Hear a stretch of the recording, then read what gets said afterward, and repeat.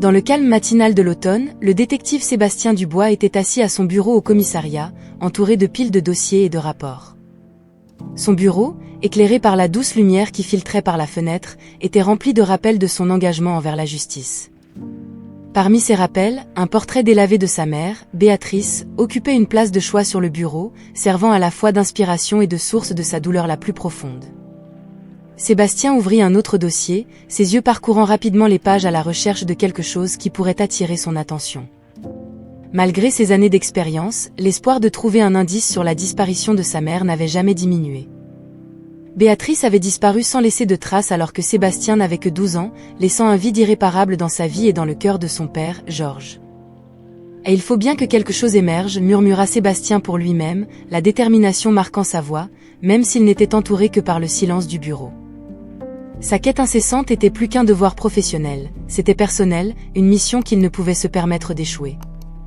Le téléphone sonna, rompant le silence ambiant. Sébastien répondit promptement, espérant que ce soit un appel concernant l'un des nombreux dossiers ouverts. Cependant, la voix de l'autre côté était celle d'un collègue, l'invitant à une réunion sur une autre affaire. À contre-séhur, il mit le dossier de côté, se leva et ajusta son insigne sur sa poitrine. Avant de partir, Sébastien jeta un dernier regard à la photo de sa mère.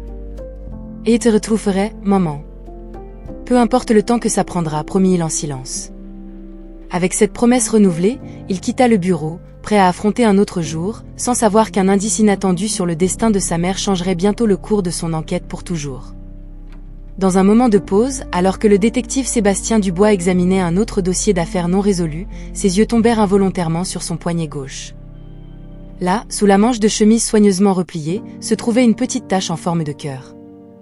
Ce n'était pas simplement une marque quelconque, c'était une connexion profonde et permanente avec Béatrice, sa mère disparue. Sébastien se souvenait clairement du jour où il avait remarqué pour la première fois la même marque sur le poignet de sa mère. C'était comme si c'était un lien invisible qui les unissait, inscrit dans la peau. Cette particularité génétique, partagée avec sa mère, avait toujours été pour Sébastien un rappel constant de l'amour et du lien qui les unissait. Plus que cela, c'était devenu un symbole de sa mission de vie, trouver des réponses à sa disparition. En réfléchissant sur sa carrière, Sébastien reconnaissait comment cette marque en forme de cœur avait façonné son chemin. Depuis son plus jeune âge, l'absence de Béatrice avait suscité en lui un désir ardent de justice, non seulement pour sa propre famille, mais pour tous ceux qui souffraient de l'incertitude causée par la disparition d'un être cher. Ce désir l'avait poussé à devenir détective, se spécialisant dans les affaires non résolues. Chaque affaire résolue était un pas vers la paix qu'il recherchait, chaque piste suivit une nouvelle lueur d'espoir. Sébastien soupira, passant le doigt sur la tâche, perdu dans ses pensées. Ce geste simple était un rituel quotidien, une promesse silencieuse qu'il ne se reposerait pas tant qu'il n'aurait pas découvert la vérité sur sa mère. Il savait que la probabilité de retrouver Béatrice après tant d'années était mince, mais l'existence de cette marque était un rappel constant que les miracles pouvaient se produire. Et c'était cet espoir qui le maintenait debout dans sa quête. En retournant au dossier sur son bureau, Sébastien sentit une détermination renouvelée. Il ne savait pas quand ni comment il trouverait les réponses qu'il cherchait, mais la marque sur son poignet était un phare d'espoir, le guidant à travers les ombres de l'inconnu. Avec un soupir déterminé, il replongea dans son travail, chaque affaire non résolue étant un mystère à résoudre, chaque dossier une opportunité de ramener enfin sa mère à la maison, d'une manière ou d'une autre. La routine du commissariat fut soudainement interrompue cet après-midi-là, lorsque deux figures vêtues de vêtements usés franchirent les portes d'entrée, traînant derrière elles une poussette rudimentaire. Sébastien, plongé dans ses dossiers, leva les yeux en entendant l'agitation qui se répandait dans le hall. Curieux, il décida d'enquêter sur l'origine de cette agitation. En s'approchant, Sébastien vit deux femmes, clairement marquées par les difficultés de la vie dans les rues, avec des expressions d'inquiétude et de fatigue. L'une d'elles, qu'elles appelaient Marie, tenait fermement la poussette, tandis que l'autre, appelée Élise, regardait autour d'elle, visiblement anxieuse. « Nous avons trouvé ce bébé abandonné près des bennes à ordures, » expliqua Marie, sa voix tremblante mais déterminée. « Nous ne savions pas quoi faire, alors nous avons pensé à l'amener ici. » Bien que touché par la situation, Sébastien se sentit initialement frustré. Des cas comme celui-ci, bien qu'importants, détournent son attention des affaires non résolues qui le consomment tant. Cependant, quelque chose dans la sincérité des yeux de Marie et dans la manière dont Élise tenait une distance protectrice avec la poussette le fit hésiter. Décidant qu'il ne pouvait pas simplement déléguer cette tâche et passer à autre chose, Sébastien fit signe à un collègue et s'approcha pour inspecter le bébé. Le petit, enveloppé dans une couverture simple mais propre, dormait paisiblement, ignorant l'agitation autour de lui.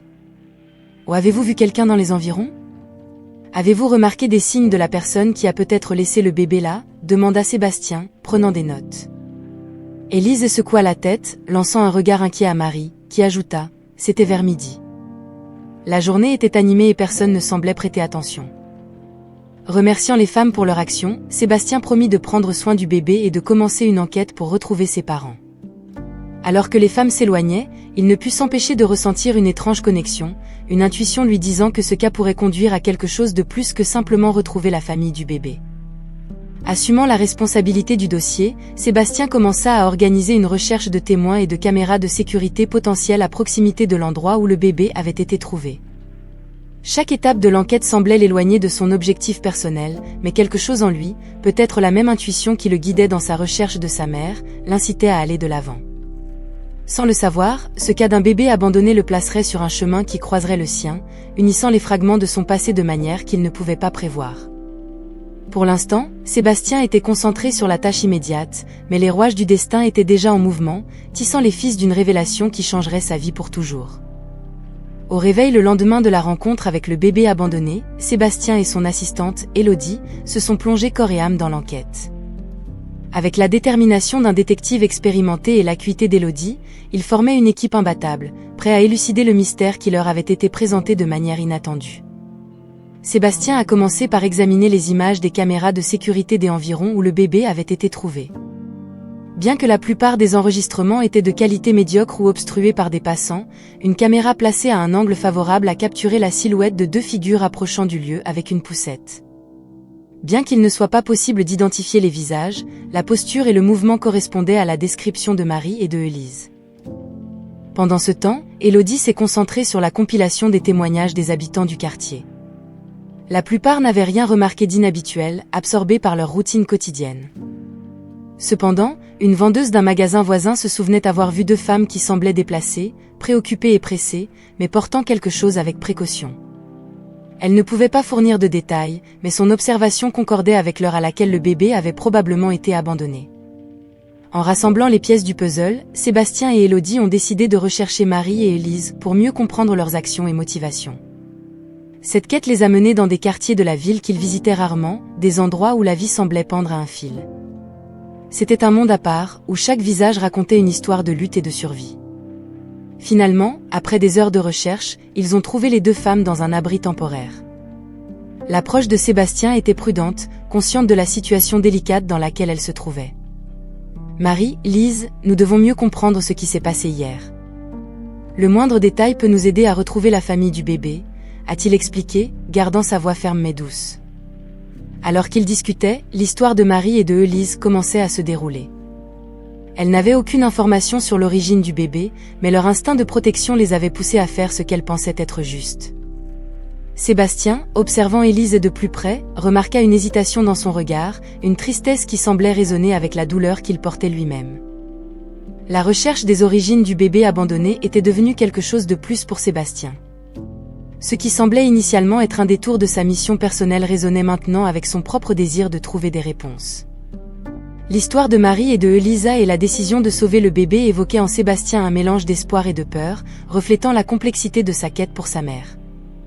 La connexion inattendue entre les affaires le faisait réfléchir sur les liens cachés qui unissent les gens, parfois de manière inattendue.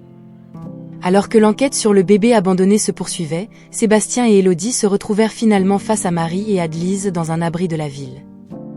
La rencontre était marquée par la tension de l'inconnu et par la fragilité de la situation dans laquelle se trouvaient les deux femmes. L'atmosphère était chargée d'attente lorsque Sébastien initia le dialogue, essayant de retracer les événements qui avaient conduit à l'abandon du bébé. Alors qu'il parlait, quelque chose chez Élise attira l'attention de Sébastien, un sentiment de familiarité qu'il ne pouvait pas exprimer en mots. Son apparence usée par la vie dans les rues et les signes évidents d'amnésie rendaient tout reconnaissable difficile, mais il y avait quelque chose dans ses yeux, une étincelle, qui semblait résonner au plus profond de son âme. La conversation avançait prudemment, avec Marie prenant la parole en grande partie. Elle expliqua comment elles avaient trouvé le bébé et pourquoi elles avaient décidé de l'amener au commissariat, un geste de compassion dans un monde qui leur avait souvent montré le contraire. Sébastien, écoutant attentivement, ne put s'empêcher de ressentir un sentiment croissant d'admiration pour ces femmes, surtout pour Élise, dont le silence semblait contenir des mondes de douleurs non dites. Et puis, cela s'est produit. En plein milieu de la conversation, Lise leva la main pour écarter une mèche de cheveux de son visage, révélant brièvement son poignet. Là, presque caché sous la saleté et les marques du temps, se trouvait une petite tache en forme de cœur.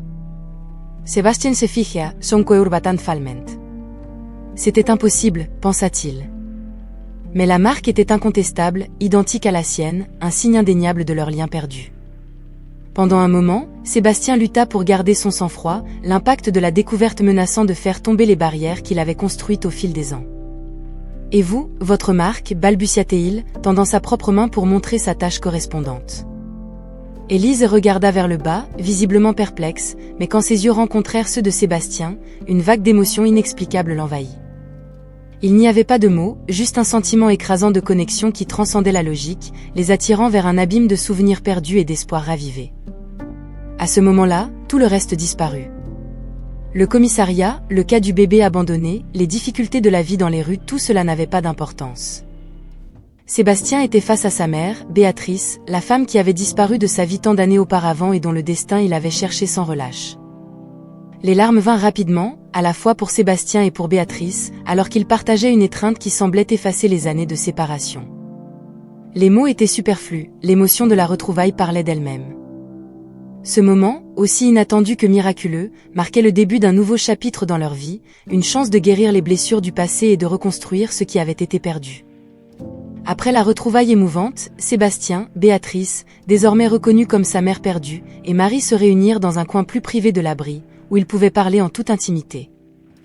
L'atmosphère était chargée d'une tension palpable, mêlée à une anxiété pour les révélations à venir. Sébastien regardait sa mère, essayant d'assimiler la réalité de la situation, tandis que Marie se préparait à raconter l'histoire qui comblerait les vides laissés par les années de séparation. Marie commença son récit d'une voix basse mais ferme, décrivant comment Béatrice était tombée sous le charme d'un entrepreneur charismatique mais versatile nommé Richard. Cette romance, commencée avec des promesses et des rêves d'un avenir brillant, s'était rapidement dissipée devant la réalité des intentions douteuses de Richard et de son influence destructrice. La passion que ressentait Béatrice était écrasante, expliqua Marie, elle a été séduite par des promesses d'amour et d'une vie de luxe. Mais lorsque la véritable nature de Richard s'est révélée, il était déjà trop tard.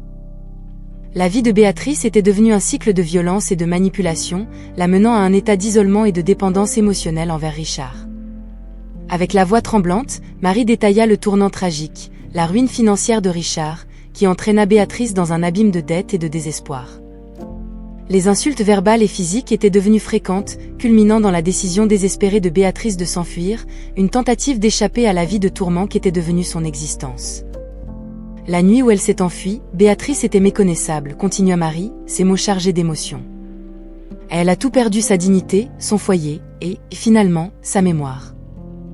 C'est Marie qui l'a trouvée, perdue et confuse dans les rues, victime d'une agression qui lui avait volé les derniers vestiges de son identité. L'amnésie de Béatrice fut un coup cruel du destin, effaçant des années de sa vie et la laissant à la dérive dans un monde qu'elle ne reconnaissait pas. Sans souvenir de son passé, y compris de Sébastien, elle est devenue Élise, un reflet estompé de la femme qu'elle était autrefois, vivant dans l'ombre des rues avec Marie comme seule encre d'humanité. En écoutant l'histoire de sa mère, Sébastien ressentit un mélange complexe d'émotions. La douleur de la souffrance de Béatrice, la colère contre Richard, et, surtout, un profond désir de reconnexion et de reconstruction des liens perdus. Sa mère, la femme qu'il avait cherchée sans relâche, avait enduré un enfer sur terre, seule et sans mémoire de sa vie passée ou du fils qu'elle avait laissé derrière elle. Les révélations de Marie non seulement ouvrirent les yeux de Sébastien sur la dure réalité rencontrée par sa mère, mais renforcèrent également sa détermination à la protéger. À partir de ce moment-là, il se promit de faire tout ce qui était en son pouvoir pour garantir que Béatrice ne devrait plus jamais affronter de telles adversités seule. Le chemin à parcourir était long et incertain, mais pour la première fois depuis des années, Sébastien sentait qu'il avait un but clair, restaurer la vie de sa mère et reconstruire les liens que le temps et les circonstances avaient brisés.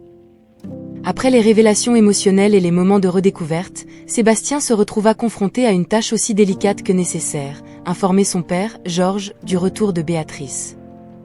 La nuit était déjà tombée lorsque Sébastien décida de passer l'appel, un moment qu'il savait marquerait le début d'une nouvelle phase de leur vie. Le téléphone à la main, Sébastien hésita, réfléchissant aux mots appropriés pour une nouvelle aussi bouleversante. Comment pouvait-il préparer son père à la rencontre avec la femme qui, en son absence, était devenue presque un souvenir lointain, une blessure que le temps n'avait pas complètement guérie? Finalement, rassemblant son courage, Sébastien composa le numéro. Le son des sonneries semblait résonner pour une éternité avant que Georges ne réponde d'un simple allô. « Oh papa, c'est moi, Sébastien », commença-t-il, sa voix chargée d'une émotion qu'il luttait pour contrôler. « Aïe. J'ai quelque chose de très important à te dire. Quelque chose que, honnêtement, je n'aurais jamais pensé dire. » Georges, percevant la gravité dans la voix de son fils, répondit avec un mélange d'inquiétude et de curiosité. « Que s'est-il passé, Sébastien? Tu vas bien? » « Je vais bien, papa, je vais bien. » C'est à propos de maman, dit Sébastien, faisant une pause pour respirer profondément. « Je l'ai retrouvée, papa. Maman est vivante. » Le silence de l'autre côté de la ligne était assourdissant. Sébastien pouvait imaginer les pensées et les émotions tumultueuses traversant l'esprit de Georges, le choc, l'incrédulité, l'espoir renaissant des cendres d'un passé douloureux. « Comment? Comment est-ce possible, Sébastien? » Après tout ce temps, la voix de Georges tremblait, révélant sa vulnérabilité. « C'est une longue histoire, papa. Elle a traversé beaucoup d'épreuves, vraiment beaucoup. Mais elle est là, avec moi. Elle est en sécurité, expliqua Sébastien, essayant de transmettre autant de réconfort que possible à travers ses mots. Georges inspira profondément, essayant d'assimiler la nouvelle. « Elle se souvient de nous ?» demanda-t-il, la peur de rouvrir de vieilles blessures étant évidente dans sa voix. « Pas vraiment, papa. Elle a perdu la mémoire. Mais ça n'a pas d'importance maintenant. Ce qui compte, c'est qu'elle est de retour. Et nous allons l'aider à se souvenir, à reconstruire sa vie, déclara Sébastien, sa détermination inébranlable. » La conversation qui suivit fut difficile, pleine d'hésitations et d'émotions contradictoires. Georges exprima son scepticisme et sa peur d'affronter la douleur qu'il avait essayé d'enterrer pendant tant d'années. Cependant, au fond, l'espoir brillait faiblement, la possibilité de restaurer ce qui avait été perdu éveillant un désir qu'il ne savait pas qu'il possédait encore. Sébastien, comprenant les craintes de son père, promit qu'ils seraient ensemble sur ce chemin de guérison, peu importe les défis auxquels ils seraient confrontés. La conversation se termina par un accord tacite pour ouvrir les portes à Béatrice, lui donner une chance de rentrer chez elle, dans sa famille. En raccrochant le téléphone, Sébastien regarda Béatrice, qui observait la scène avec une expression cherchant à se reconnecter à des fragments d'un passé qui semblait si lointain. Il s'approcha, prenant sa main avec douceur. « Et allons à la maison, maman.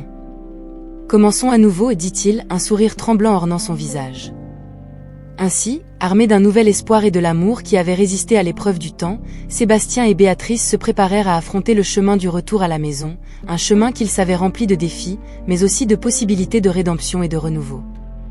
Le retour de Béatrice dans la maison des Dubois marqua le début d'un voyage de récupération et de découverte. La maison, autrefois remplie de la présence de seulement deux hommes unis par l'absence d'une figure maternelle, respirait maintenant un air d'attente et de prudence. Georges, malgré son scepticisme initial et sa peur, ouvrit les portes de sa maison et de son cœur, accueillant Béatrice avec un mélange complexe de sentiments. Dans les premiers jours, l'atmosphère était d'une délicatesse palpable, comme si chacun craignait de perturber l'équilibre fragile qu'ils avaient réussi à établir. Béatrice se déplaçait dans la maison avec une hésitation compréhensible, ses yeux souvent perdus dans le lointain, comme si elle essayait de relier les fragments d'un endroit que son esprit refusait de reconnaître pleinement. Les repas partagés devenaient des moments de reconnaissance mutuelle silencieuse. Georges, bien qu'il luttât contre ses propres insécurités et la douleur des souvenirs que le retour de Béatrice avait ramenés à la surface, s'efforçait de trouver des mots d'encouragement, de petites passerelles pour combler le fossé que les années de séparation avaient créé. Sébastien observait tout cela avec un mélange d'anxiété et d'espoir. Il devint le lien entre ses parents, les guidant dans ce nouveau départ avec patience et compréhension. Dans les nuits, il se trouvait souvent à partager avec Béatrice des morceaux de son enfance perdue, des moments heureux et simples qu'ils avaient passés ensemble avant sa disparition. « Tu avais l'habitude de me chanter une chanson avant de dormir » révéla-t-il lors d'une de ces occasions, voyant une lueur de reconnaissance dans ses yeux, un signe ténu que tout n'était pas perdu dans l'ombre de l'amnésie. Béatrice, de son côté, luttait avec les émotions que ces histoires évoquaient. Il y avait des moments de clarté, de brefs instants où un souvenir remontait à la surface, apportant avec lui une avalanche de sentiments. « Je suis tellement désolée », murmurait-elle souvent, le poids de la culpabilité pour le temps perdu pesant sur ses épaules. Sébastien et Georges, chacun à sa manière, lui assuraient que l'important était d'être ensemble maintenant, essayant de tisser un nouveau tissu de relations et de souvenirs. Avec le temps, la maison des Dubois a commencé à se remplir de nouveaux moments, de petites victoires dans le processus de reconstruction de la famille. Un rire partagé ici, un regard de compréhension là, des gestes qui, bien que petits, étaient des jalons significatifs dans le parcours de guérison. Béatrice a commencé à participer plus activement à la vie de la maison, aidant en cuisine ou simplement en s'asseyant avec Sébastien et Georges dans le jardin, laissant le soleil de l'après-midi réchauffer plus que leur corps, mais aussi les espoirs d'un avenir réinventé. Il y avait encore des défis, des moments de régression où les ombres du passé semblaient vouloir étouffer la lumière de leur nouveau départ. Cependant, la famille Dubois, désormais réunie, affrontait chaque jour comme une opportunité de réaffirmer son engagement les uns envers les autres, sa détermination à reconstruire non seulement la mémoire de Béatrice, mais aussi le tissu de ses relations familiales. Ce chapitre de leur vie était loin d'être simple, marqué par des hauts et des bas, des joies et des peines. Mais surtout, c'était un témoignage de la force de l'amour et de la famille, de la capacité à surmonter même les blessures les plus profondes du passé, et de la promesse d'un nouveau départ, construit sur les fondations du pardon, de la compréhension et de l'amour inconditionnel. Alors que la famille Dubois naviguait dans les eaux tumultueuses de leur reconstruction, un nouveau courant émotionnel commençait à se former entre Sébastien et son assistante, Élodie. Depuis le début de l'enquête sur le bébé abandonné, Élodie avait montré une dévotion et une sensibilité qui dépassaient sa responsabilité professionnelle. Sa décision d'adopter l'enfant avait non seulement surpris Sébastien, mais l'avait aussi poussé à vouloir comprendre plus profondément les motivations derrière un tel geste. Un après-midi calme, après une journée de travail au bureau, Sébastien invita Élodie à prendre un café, un espace loin de la tension habituelle des enquêtes et de la routine policière.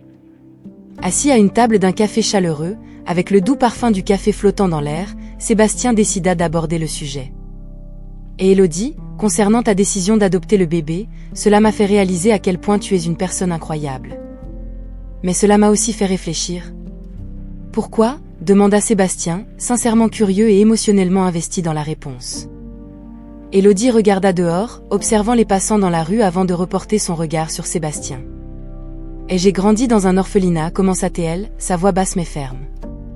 Je connais la sensation d'abandon, l'incertitude de ne pas savoir si quelqu'un viendra pour toi un jour. Quand j'ai vu ce bébé, quelque chose en moi s'est réveillé. Je savais juste que je devais faire quelque chose, que je ne pouvais pas le laisser affronter le monde seul, comme j'ai dû le faire. » En entendant Élodie, Sébastien ressentit une profonde admiration pour sa force et sa compassion. Son histoire avait jeté une nouvelle lumière sur la femme qu'il connaissait seulement dans le contexte de son travail. Élodie, avec sa détermination à offrir au bébé une chance d'un avenir meilleur, montrait une vulnérabilité et une force que Sébastien ne pouvait qu'admirer. « Tu es une personne incroyable, Élodie. Ta force, ta capacité à transformer ta douleur en quelque chose de si positif. Moi ? Je t'admire énormément pour ça, dit Sébastien, ses paroles chargées d'émotion et d'une reconnaissance naissante de ses sentiments pour elle. Le moment partagé entre eux fut interrompu par un bref silence, un instant de réflexion et de connexion. Sébastien réalisa que ses sentiments pour Élodie allaient au-delà de l'admiration professionnelle. Il y avait un lien émotionnel qui se formait, un lien forgé dans les expériences partagées et la compréhension mutuelle de leur vulnérabilité. Élodie sourit, un sourire qui atteignit ses yeux, reflétant un mélange de gratitude et de réciprocité. « Merci, Sébastien. Cela signifie beaucoup pour moi d'entendre ça, surtout de toi. » À partir de ce jour-là, la relation entre Sébastien et Élodie commença à se approfondir, se transformant en quelque chose de plus significatif. Alors qu'ils affrontaient ensemble les défis de leur vie professionnelle et personnelle, le lien entre eux se renforçait, pointant vers la possibilité d'un avenir partagé. La décision d'Élodie d'adopter le bébé abandonné avait non seulement changé la vie de l'enfant, mais avait également ouvert la voie à un nouveau chapitre dans la vie des deux, rempli d'espoir, d'amour et de la promesse d'un foyer. Au fur et à mesure que les jours passaient, la connexion entre Sébastien et Élodie grandissait, s'enracinant dans quelque chose de tangiblement réel et profond. L'empathie mutuelle et la compréhension s'étaient transformées en une base solide pour quelque chose de plus, quelque chose que tous deux hésitaient à nommer, mais ressentaient de toute la force de leur cœur. La décision d'Élodie d'adopter le bébé avait agi comme un catalyseur, faisant remonter à la surface des sentiments et des désirs qui, jusqu'alors, étaient restés cachés sous la surface de leur relation professionnelle. Par une nuit étoilée, après une journée particulièrement éprouvante, Sébastien et Élodie se retrouvèrent à marcher côte à côte le long du parc de la ville, le silence confortable entre eux n'étant interrompu que par le son de leurs pas et l'appel occasionnel d'un oiseau nocturne. C'est Élodie qui brisa le silence, sa voix douce mais empreinte d'une intensité indéniable. « Sébastien, moi, ces derniers temps, j'ai ressenti quelque chose de plus, quelque chose au-delà de l'amitié ou de la gratitude. Quelque chose que je ne peux plus ignorer, commença-t-elle, son regard fixé devant elle, comme cherchant du courage dans le chemin éclairé par la lune. Sébastien s'arrêta, se tournant vers elle avec un regard mêlant surprise et une profonde compréhension. Et Élodie, moi aussi. Je ressens la même chose, admit-il, la sincérité dans sa voix dissipant toute ombre de doute. Depuis que tu as décidé d'adopter le bébé, quelque chose a changé en moi. J'ai commencé à voir un avenir que je veux construire avec toi. Les paroles de Sébastien semblèrent suspendre le temps, créant un espace juste pour eux deux, un moment de révélation qui semblait avoir été destiné depuis le début de leur parcours partagé. Élodie le regarda, les yeux brillants d'émotions non dites, et trouva dans ce regard la réponse que son cœur savait déjà. « Je le veux, Sébastien.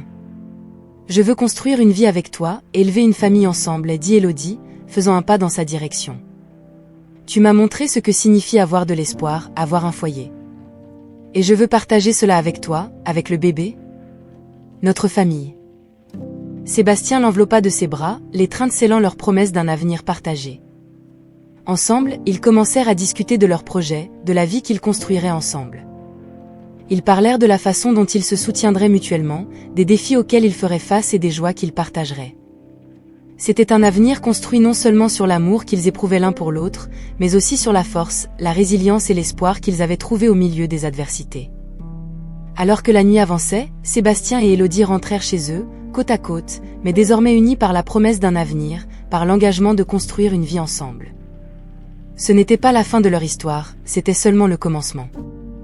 Le début d'une nouvelle famille, née de l'amour, de la compréhension et du désir partagé d'offrir au bébé, et l'un à l'autre, un foyer rempli d'amour et d'espoir.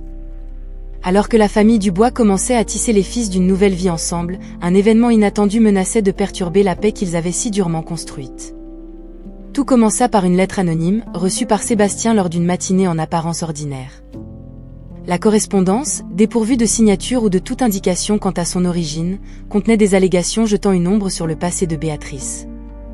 Les vérités non dites peuvent détruire plus que les mensonges révélés, disait la lettre, insinuant que Béatrice cachait des secrets qui, s'ils étaient révélés, pourraient anéantir la stabilité nouvellement retrouvée de la famille. Tenant la lettre entre ses mains tremblantes, Sébastien ressentit un mélange de colère et de peur s'installer dans sa poitrine. Qui enverrait un tel message ? Et plus important encore, quelle vérité ces allégations supposées dissimulaient-elles ? Déterminé à protéger sa famille, Sébastien décida d'enquêter sur l'origine de la lettre et la véracité de ces allégations sans alarmer Béatrice ni son père. Cependant, plus il creusait, plus il réalisait que le passé de sa mère contenait des couches qu'il n'avait jamais imaginées. Ses recherches le menèrent à un nom qu'il n'avait entendu que dans les conversations chuchotées entre Béatrice et Marie, Richard. Richard, l'homme d'affaires avec qui Béatrice s'était impliquée des années auparavant, n'était pas seulement une figure du passé. Il était réapparu en ville, apportant avec lui non seulement des ressentiments anciens, mais aussi la détermination de revendiquer quelque chose qu'il croyait être le sien par droit. Sébastien, confronté à la possibilité de devoir affronter un homme qui avait causé tant de souffrance à sa mère, savait qu'il devait agir avec prudence. Pendant ce temps, la tension montait au sein de la maison des Dubois. Béatrice, voyant l'agitation de Sébastien, se questionnait sur ses propres souvenirs fragmentés, craignant que des morceaux de son passé, maintenant oubliés, ne soient à l'origine des turbulences à venir. Georges, quant à lui, luttait pour maintenir la famille unie, craignant que les fantômes qu'ils avaient travaillé si dur pour surmonter ne finissent par causer leur perte. Le tournant décisif atteignit son apogée lorsque Richard se confronta finalement à Sébastien, révélant des intentions bien au-delà de simples vengeances personnelles. Il prétendait avoir des droits légaux qui, s'ils étaient prouvés, pourraient non seulement déterrer des secrets douloureux, mais aussi menacer la garde du bébé d'Élodie, invoquant un lien jusqu'alors inconnu. Face à cette menace non seulement pour sa mère, mais pour la famille qu'il construisait avec Élodie, Sébastien savait que les réponses à cette impasse résidaient dans l'affrontement des ombres du passé. Soutenu par l'amour et la force de sa famille, il se préparait à révéler les secrets cachés et à protéger les liens qui les unissaient contre les tempêtes provoquées par les révélations du passé. La tension était palpable, chaque membre de la famille Dubois regardant vers l'avenir avec un mélange d'espoir et de peur, conscient que la vérité avait le pouvoir de libérer ou de détruire tout ce qu'ils avaient reconstruit. La tension qui montait au sein de la famille Dubois atteignit son paroxysme avec la révélation que Richard, l'homme d'affaires du passé tumultueux de Béatrice, était en réalité le véritable père du bébé abandonné. Cette découverte, bien que choquante, servit de catalyseur à des changements profonds au sein de la dynamique familiale et dans la vie de chacun des protagonistes. Confrontée à Richard et aux complexités de leur passé commun, Béatrice se retrouva à un moment décisif.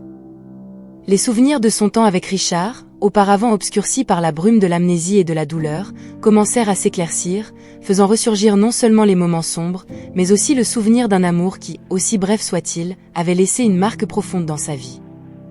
Richard, quant à lui, ne se présenta pas comme le vilain que craignaient Sébastien et les autres, mais comme un homme marqué par le regret et la recherche de rédemption. Éloigné de Béatrice et de l'enfant qu'il ne savait pas avoir en raison de ses propres choix destructeurs, il revint non pas pour revendiquer un droit, mais pour demander pardon et offrir son soutien, espérant d'une manière ou d'une autre réparer les dommages causés. Ce retournement de situation surprenant amena Sébastien et Élodie à reconsidérer leur position, réalisant que le chemin à parcourir exigerait compréhension, pardon, et surtout, amour. L'adoption du bébé par Élodie, initialement menacée par les revendications de Richard, se transforma en une opportunité de créer une famille encore plus grande et plus unie, Richard offrant son soutien émotionnel et financier, tout en respectant les nouveaux liens qui s'étaient formés en son absence. La réunion de la famille Dubois, désormais élargie et redéfinie, devint un symbole de guérison et de renouveau. Béatrice, affrontant les fantômes de son passé avec l'aide de Georges, de Sébastien et d'Élodie, commença à redécouvrir sa propre force et identité, émergeant comme une figure centrale dans l'unité familiale. Ses luttes et triomphes passés n'étaient plus des chaînes qui la retenaient, mais des témoignages de sa résilience et de son désir d'aller de l'avant. Le dernier chapitre de la saga des Dubois est un témoignage du pouvoir de l'amour, du pardon et de l'espoir. Alors qu'ils se rassemblaient, les cœurs autrefois blessés ont commencé à guérir, tissant ensemble un nouveau départ plein de possibilités. Le bébé, autrefois symbole d'un passé douloureux, est désormais la promesse d'un avenir radieux. Avec les défis du passé résolus et les ombres dissipées, la famille Dubois et Élodie ont regardé vers l'avenir avec optimisme. Ils ont compris que, même si la vie peut apporter des tempêtes inattendues, c'est l'amour qui nous unit et l'espoir qui nous guide à travers l'obscurité vers une nouvelle aube.